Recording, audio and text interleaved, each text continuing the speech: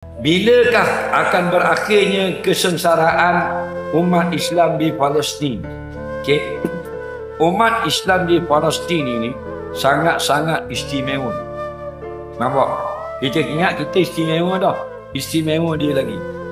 Kerana mereka lah sekarang yang paling ramai dapat orang yang menjamin syurga. Setiap seorang yang mati syahid berperang dengan rejim Zionis Israel dapat bawa keluarganya 70 orang masuk syurga. Kata ulama, 70 orang ni yang tak boleh masuk syurga. Kalau keluarga dia yang memang masuk syurga dah, tu tak termasuk. Makna ramanya atas orang mati syahid, keluarganya boleh masuk syurga. Sebab itu orang Palestin bila dapat khabar anak dia, anak saudara dia syahid dari Israel, mereka akan buat jamuan bergembira. Kerana anak mati. Faham lagi? Kita marah kan anak pergi ngaji pondok, takut anak lapar tak ada CJ. Pelik kita ni tak? Anak nak ngaji pondok, sedih. Sebab apa? Jadi limpah ngaji pondok tak ada CJ, susah lah nak akan ke darah. Pelik kita ni. Orang Palestin, anak dia terbunuh perang Israel, dia buat kenduri, sembelih lembu, sembelih unta. Buat apa? Seronoknya. Buat apa? Boleh syurga. Bukan anak yang mati je syurga. Anak beranak dia 70 orang Nabi sebut dalam hadis sahih. Faham lagi? Jadi kalau kita kata penderitaan sebenarnya tak derita sangat. Kita sebenarnya lebih derita.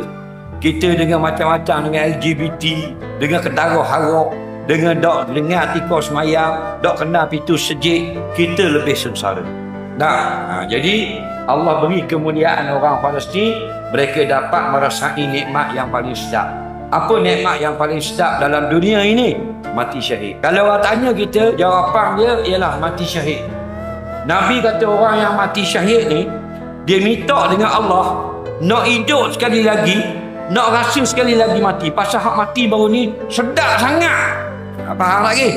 Sebab tu orang rindu pada syahid. Okey? Jadi kalau pertanyaan berupa fitrah manusia, memang kita anggap mereka sengsara. Bilakah akan habis? Tidak akan habis. Itulah ujian Allah. Allah angkat martabat orang Palestin ini. Allah sangat kasih pada mereka, dilebihkan bala kepada mereka. Sebab orang yang paling banyak dapat musibah, tanda orang yang paling banyak dapat kasih sayang Allah. Dalil hadis Nabi, asyadul bala al-anbiya. Orang yang paling banyak Tuhan bala kan? Para Nabi. Tanda Tuhan paling sayang. Okey? Terbit Imam Mahdi, barulah klimaks kekalahan Yahudi seluruh dunia. Dan insya-Allah akan terbit bila-bila masa. Nasihat saya, jangan sebut dengan tahdid dengan nama tahun. Salah pada sisi syarak. Jangan sebut 2024, 2037, jangan.